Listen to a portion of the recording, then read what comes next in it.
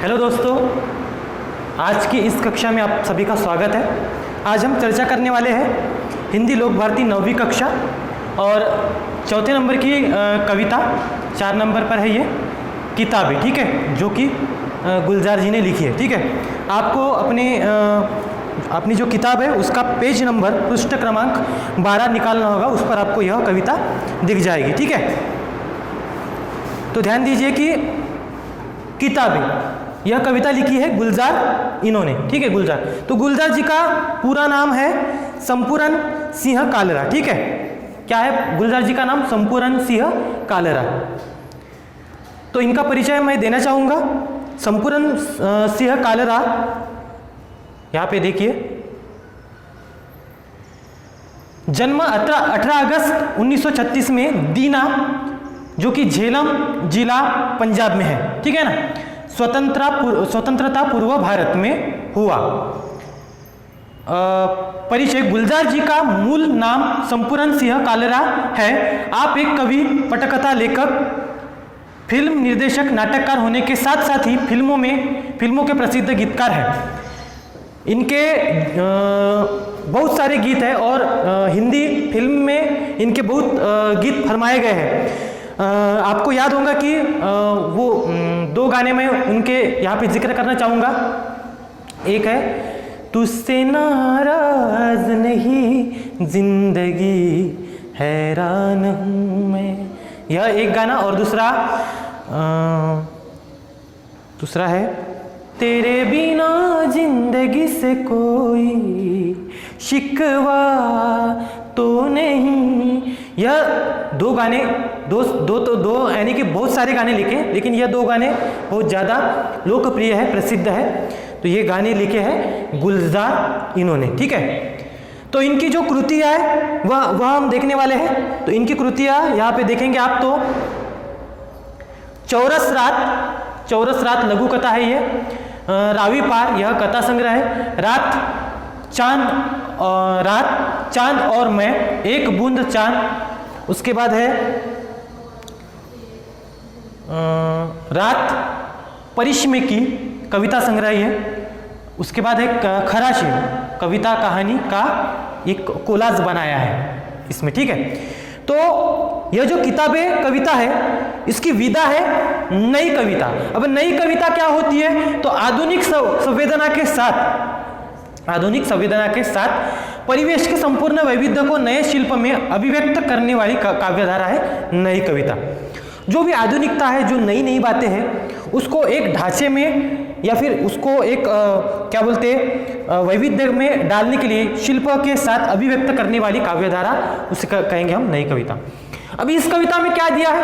तो गुलजार जी कहते हैं कि प्रस्तुत कविता में गुलजार जी ने पुस्तकें पढ़ने का सुख, कंप्यूटर के कारण पुस्तकों के प्रति अरुचि, ठीक है ना, अइच्छा यानी कि अरुचि कहेंगे उसे, पुस्तकों और मनुष्यों के बीच बढ़ती दूरी और उससे उत्पन्न दर्द को बड़े ही मार्मिक ढंग से प्रस्तुत किया है। क्या हो रहा है कि आधुनिक जमाने का जो विस्तार है बहुत तेजी से बढ़ रहा है। आधुनिकता बहुत तेजी से बढ़ रही है। आज मैं यह कक्षा आपके साथ जो शेयर कर रहा हूँ या फिर आपके सामने खड़ा हूँ, यह भी एक टेक्नोलॉजी, आधुनिकीकरण का ही एक नमूना है ना। मैं आपके साथ यह वीडियो कक्षा में हाजिर हूँ आपके सामने। आपसे मैं आप तक बात मैं पहुँचा सकता हूँ इस माध्यम के द्वारा, है ना। तो यह एक आधुनिकता का एक अच्छा खासा उदाहरण। ठीक है, तो सभी लोगों के पास अभी मोबाइल आ गए हैं, स्मार्टफोन आ गए हैं, कंप्यूटर, हर घर में आपको कंप्यूटर दिखेगा, है ना। तो आजकल किताबें भी कंप्यूटर पर मिल जाती है पढ़ने के लिए, जाहिर सी बात है ना। तो इस वजह से क्या होता है कि कोई किताबों को छूता ही नहीं, है ना, किताब को हाथ में लेते ही नहीं। तो पहले के ज़माने में, है ना, जो किताबें पढ़ने का ढंग था, आज भी कई लोग पढ़ते हैं। ऐसी बात नहीं कि पूरा खत्म ही हो गया है, नहीं, ऐसी बात नहीं है। हमारे पाठशाला में आप देख सकते हैं कि क्या कहेंगे कि उसे जिंदा लाइब्रेरी, है ना, या फिर जिंदा ग्रंथालय वाचनालय, है ना, उसे हम कह सकते हैं। जिंदा यानी कि क्यों? क्योंकि वहाँ की किताबें हमारे जो अपनी जो स्कूल है, अपनी स्कूल के बच्चे पढ़ते हैं, स्टूडेंट पढ़ते हैं, ले जाते हैं, वापस लाते हैं, उसे खोलकर देखते हैं, उसमें की कहानियाँ भी क्या करते हैं, देखते हैं, पढ़ते हैं, सुनते हैं, सुनाते हैं और उसका आनंद लेते हैं। किताब जो है एक बहुत अच्छा साधन है या फिर अच्छा मार्गदर्शन के तौर पर वो साबित होता है। किताब के साथ अगर दोस्ती करोगे तो कभी जिंदगी में उदास नहीं रहोगे, है ना। कभी ना देखा हुआ कभी ना देखे हुए लोग, कभी ना देखी हुई घटना, सुनी हुई घटना यह भी देखे जैसी लगती है, अपने पास कुछ हो रहा है ऐसा लगता है। वो है ये कहाँ मालूम होता है? तो किताब के जरिए से, किताब में जो हम कहानियाँ पढ़ते हैं उसके माध्यम से, ठीक है।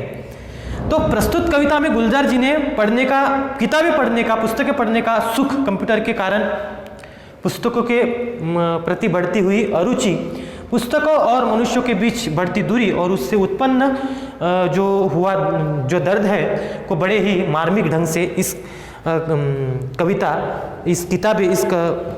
कविता के माध्यम से प्रस्तुत किया है, ठीक है। तो हम शुरुआत करते हैं, ठीक है। तो किताबें झांकती है बंद अलमारी के शीशों से। शीशो यानी कि कांच का शीशा। बड़ी हसरत यानी कि इच्छा, नोट कीजिए आप इसको। हसरत यानी कि इच्छा या फिर कामना।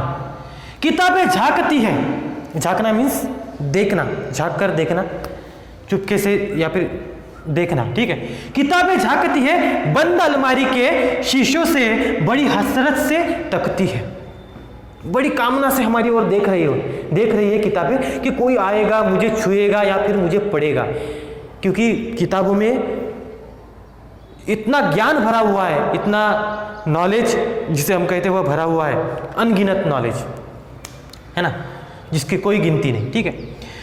तो वह किताबें बड़ी हसरत से हमारी ओर देख रही है। महीनों अब मुलाकातें नहीं होती, जो शामें उनकी सोबत में कटा करती थी अब अक्सर। गुलजार जी यहां कह रहे हैं कि एक जमाना था जब हम रात दिन किताबों को पढ़ते थे, उनकी सोहबत में यानी कि संगत में हमारा दिन और हमारी रात कटा करती थी। लेकिन अब महीनों उन किताबों से मुलाकात नहीं होती, अब वह किताबें बंद शीशों में कैद हो गई है। समझ में आ रहा है आपको? जो सोहबत यानी कि संगत, जो सोहबत कटा करती थी किताबों के साथ, अब अक्सर गुजर जाती है, अब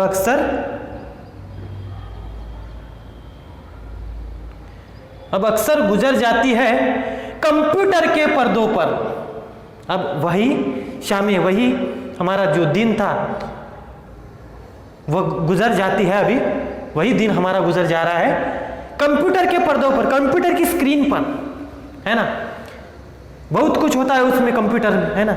एक बटन दबाओ तो कुछ अलग, दूसरी बटन दबाओ कुछ अलग, तीसरी बटन दबाओ, बार बार कुछ ना कुछ अलग, कुछ ना कुछ नया उसमें होता है। इसलिए किताबों से हमारा नाता टूट गया है, ऐसे गुलजार जी कह रहे हैं। गुजर जाती है कंप्यूटर के पर्दों पर, बड़ी बेचैन रहती है किताबें। जब ऐसा होते हुए किताबें देखती है, मानो किताब जिंदा है, ऐसा समझ लीजिए, मान लीजिए, कल्पना कीजिए, और उस किताब को बहुत खेद, दुख हो रहा है यह नज़ारा देखकर कि अब उसे कोई छूता नहीं, उसे कोई पढ़ता नहीं। उसे लगता है कि हमेशा उसको पढ़ा जाए, उससे कोई दोस्ती करे, है ना, किताबों से कोई दोस्ती करे। लेकिन आजकल तो हमारी शामें, हमारा दिन कंप्यूटर की पर्दों पर, मोबाइल की स्क्रीन पर गुजरती है, उनकी सोहबत में गुजरती है। तो यह नज़ारा देखकर किताबें बहुत बेचैन होती है, उसे सुकून नहीं मिलता, वह बड़ी बेचैन है। उन्हें अब नींद में चलने की आदत हो गई है और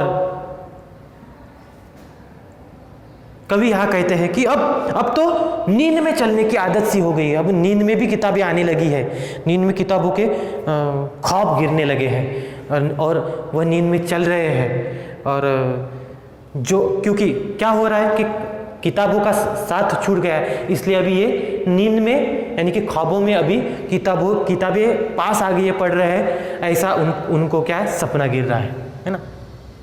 आगे देखेंगे।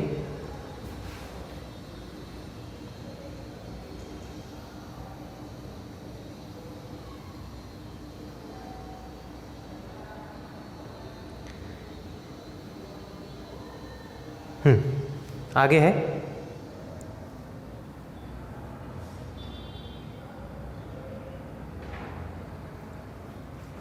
अब नींद में चलने की आदत हो गई है, जो कदरें वो सुनाती थी कि जिनके सेल कभी मरते नहीं थे।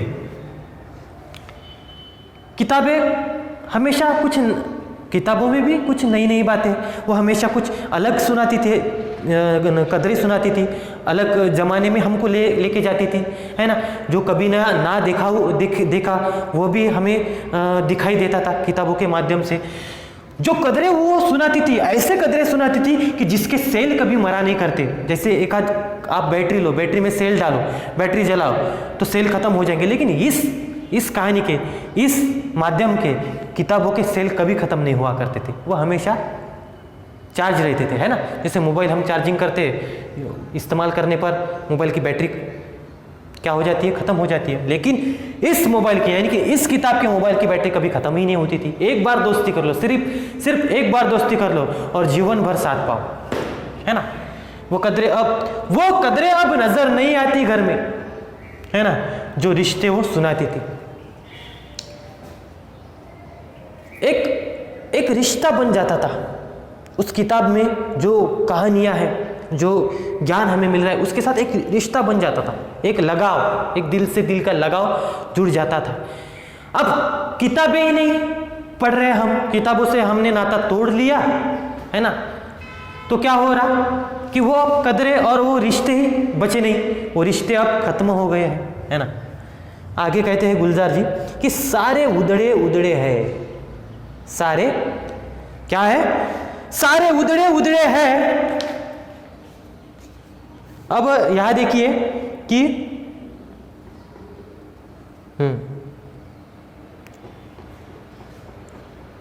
उधड़े यानी कि उधड़ना, यानी कि वो जो किताब है वो खराब हो जाना, उसकी सिलाई निकल जाना, उसका पन्ना अगर हम पलटे तो वो खराब हो जाना या फिर मुड़ के टूट जाना, इस तरह वो स्थिति किताब की है। तो वह सारे उधड़े उधड़े हैं। कोई सपा पलटता, सपा यानी कि पन्ना, पेज, सपा पलटता है तो एक सिसकी निकलती है, कवि के मन से एक सिसकी निकलती है, एक सरहन सी निकल रही है, इस तरह सरहन सी निकलती है, क्योंकि वह पन्ना टूट जा रहा है, फट जा रहा है ना। तो वह सारे उधड़े उधड़े हैं, कोई सपा पलटता तो एक सिसकी निकलती है, कई लफ्ज़ों के मानी गिर पड़ते हैं।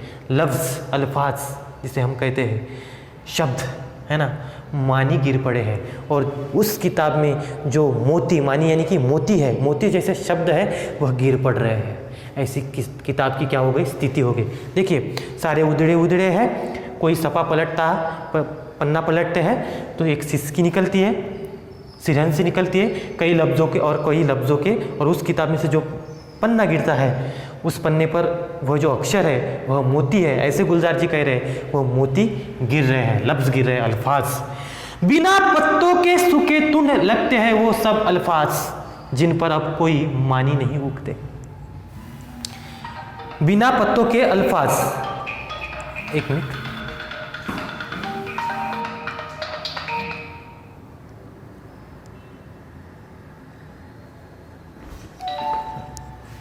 देखिए कि बिना पत्तों के अल्फाज, देखिए यहाँ पे कि बिना पत्तों के सूखे तुंड लगते हैं वो सब अल्फाज। अब बिना पत्तों के यानी कि क्या, जैसे आप एक आधी पेड़ को तोड़ दीजिए या फिर एक आधी पेड़ सूख जाए, है ना, एक आधी पेड़ सूख जाए तो वह कैसा लगता है, सूना सूना लगता है ना, है कि नहीं, जिसे कोई पत्ते ही नहीं है। तो इसी तरह वह किताबें भी अब वैसी ही लग रही है अलमारी में, उस पर धूल जम गई है, उस पर की धूल कोई साफ करने वाला नहीं है ना।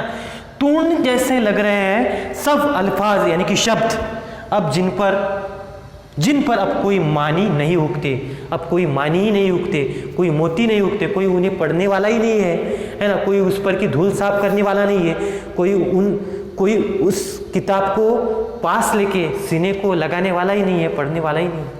हम तो जब रात को सोते थे तो हम अपने माथे पर, जबी पर वह किताब रखकर सो जाते थे, है ना। आगे है वो, हम देखने वाले हैं। आगे कहते हैं गुलजार जी कि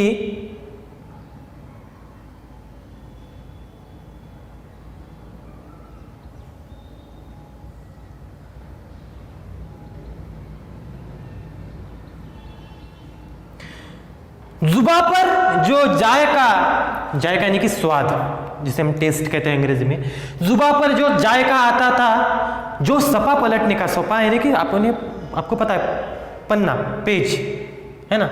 अब उंगली क्लिक करने से बस हम क्या करते थे कि जब किताब हाथ में लेते हैं, पन्नों को पलटते हैं, तो यूँ हम ऐसा करके उस पन्ने को पलटते हैं, तो उस किताब का जो स्वाद है वो जुबा पर आ जाता था। ध्यान से देखिए, है ना, जुबा पर आ जाता था। लेकिन अब वैसा नहीं है, किताबें पढ़ते नहीं है, तो जो कंप्यूटर की जो बटनें हैं, कीज है, वो पलट बस वही पलटते हैं। अब तो कंप्यूटर का स्वाद जुबा पर कहाँ आने वाला है ना। तो गुलजार जी यही कहते हैं कि जुबा पर जो जायका आता था, जो सफा पलटने का, अब उंगली किक करने से बस झपकी गुजरती है ना। नींद गुजर रही है, झपकी लेना यानी कि नींद गुजरना, या फिर बस वही ऐसे ही गुजर जा रहा है, जिंदगी गुजर रही है, लेकिन किताबों से नाता टूट गया है। अब कोई जुबा पर स्वाद नहीं आता है। बहुत कुछ तहबतह खुलता चला जाता है पर्दे पर। कंप्यूटर, इंटरनेट अगर कनेक्ट कर डालो तो एक बटन डालो तो ये पेज, दूसरी बटन दबाएंगे तो दूसरा पेज, कुछ ना कुछ नया हमेशा आपको कंप्यूटर पर दिखेगा। बहुत कुछ तहबतह खुलता जाता है पर्दे पर। किताबों से जो जाति राब्ता था कट गया है, और जो हमारा एक रिश्ता था, एक नाता था, किसके साथ? किताब के साथ, वही अब टूट गया है ना। वह अब साबुत नहीं रहा है, वह नाता टूट गया है। हम कोसों दूर चले गए किताब से। तो मुझे ऐसा लगता है कि देखिए, नॉलेज सभी तरफ है ना। जब हम किताब पढ़ते हैं तो हमारा जो, अगर हम कुछ चीज़ देखते हैं तो हमारी सिर्फ जो आंखें हैं वही देख रही होती है, लेकिन जब हम किताब को पढ़ते हैं तो आंखें देख रही है, मन में विचार चल रहा है, मन में हम उसको पढ़ रहे हैं, है ना। तो इस तरह जो हमारे जो ऑर्गन्स है, जो हमारे जो क्या हम कहेंगे कि उसको, जो हमारे जो अवयव है ना, वह क्या होते हैं, वह एक्टिव रहते हैं, है ना। तो उसको वो वर्किंग में रहते हैं। तो किताब पढ़नी चाहिए, और बहुत अच्छी बातें किताब में होती है ना। तो अवश्य किताब पढ़िए।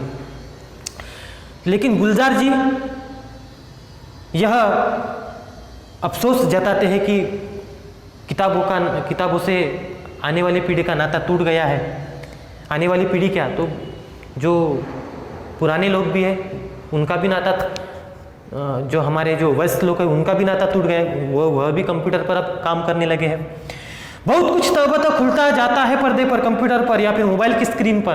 किताबों से जो जाति राब्ता था वह भी कट गया है। आगे कहते हैं, कभी सीने पर रख लेते थे, कभी गोदी में ले लेते थे, कभी घुटनों को अपनी रिहल की सूरत बनाकर नीम सजदे में पढ़ा करते थे। आदि नींद में या फिर नींद में हम उसको पढ़ा करते थे। ध्यान दीजिए,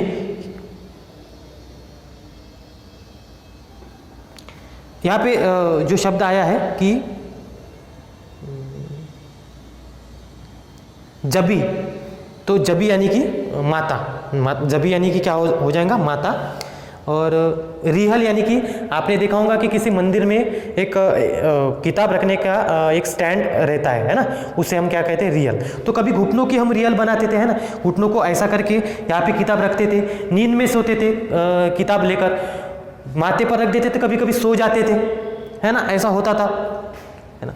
तो यहाँ पे कवि कह रहे हैं कि कभी सीने पर छाती पर लेट के सो जाते थे, कभी गोदी में लेते थे, कभी घुटनों की रियल बनाकर उसमें रखते थे, कभी माथे से छूते थे, और वो सारा इल्म तो मिलता ही रहेगा आइंदा। इल्म यानी कि ज्ञान, आइंदा भी वह ज्ञान मिलता रहेगा। कहाँ पे? कंप्यूटर पे। लेकिन किताबों से वह नाता टूट गया है। अब कोई किताब को रियल में नहीं लेता, जबी पे नहीं छूता, जबी पे नहीं रखता, सीने पे छाती से लगा के नहीं सोता, है ना। तो यह खेद जताया है गुलजार जी ने। आगे कहते हैं, मगर वो जो किताबों में मिला करते थे सूखे फूल, किसी, देखिए कॉलेज में क्या होता था कि कोई लड़की अगर फूल देती है ना, प्यार से, एकदम प्यार से फूल अगर देती है, तो वह फूल को हम किताब में रख कर क्या करते थे, उसको संभाल के रखते थे। अब किताबें नहीं तो ऐसा यह प्रेम व्यक्त करने का जो जरिया था यह भी नहीं बचा है ना। मगर वो जो किताबों में मिलते थे सूखे फूल और महके हुए रुख के, क्या कहा, महके हुए रुख के यानी कि चिट्ठी या फिर संदेश, यह नहीं दिख रहा है क्या? अच्छा, मगर वो जो किताबों में मिला करते थे सूखे फूल और महके हुए रुख के यानी कि आपको अभी बताया मैंने कि चिट्ठी या फिर कोई संदेश, किताबें गिरने उठाने के बहाने रिश्ते बनते थे, है ना। कोई लड़की आ रही है किताब लेके, कोई लड़का जा रहा है और दोनों का टकराव, फिर उनकी किताबें गिर जाती थी, फिर वह किताबें उठाते थे और किताबें उठाने के बहाने क्या होते थे, दोस्ती हो जाती थी। लेकिन अब नहीं रही किताबें और नहीं रही वो दोस्ती, किताबें नहीं, दोस्ती नहीं। और इसलिए कवि गुलजार जी कहते हैं, उनका क्या होगा जो शायद अब नहीं होंगे, कैसा होगा उनका, क्या होगा, कैसे, किस तरह फिर उनकी दोस्ती होगी। तो किताबें पढ़िए, किताबों से प्यार कीजिए, किताबों से दोस्ती कीजिए। किताबें आपका हाथ अगर थाम ले तो वो कभी आपका हाथ छोड़ेंगे नहीं। यह ऐसा एक दोस्त है जो आपको मरते दम तक आपके साथ रहने वाला दोस्त है, इसलिए इससे, किताबों से दोस्ती कीजिए। यह कविता यहीं पे समाप्त हो जाती है। यह इसके यह है शब्दार्थ है, ये देखिए।